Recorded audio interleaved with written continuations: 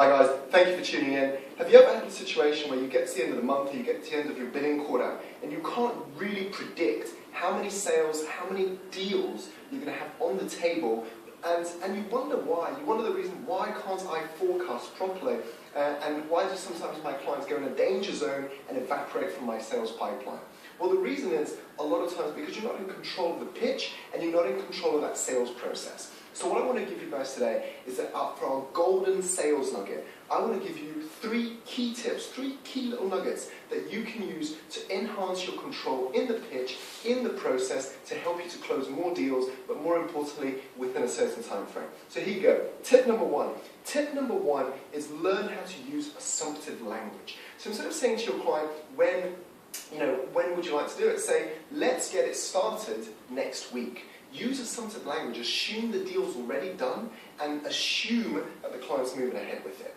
The next step is pitch to the next step. So for example, if I'm calling to book a meeting with you as a prospect, I'm not pitching you the whole deal. I'm not pitching you everything we do. I'm going to give you enough info to want to book a meeting with me.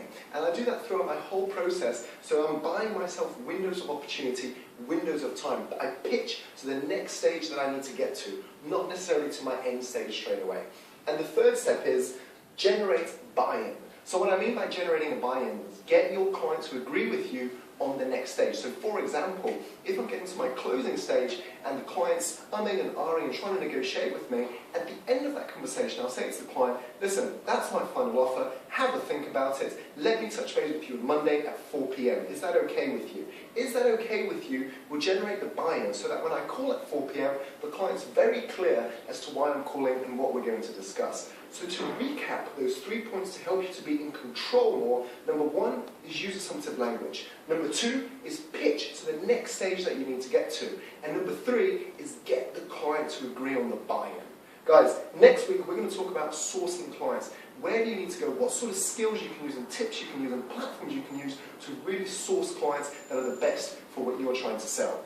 Guys, my name is Michael, the company's MJB. When sales matter, we deliver.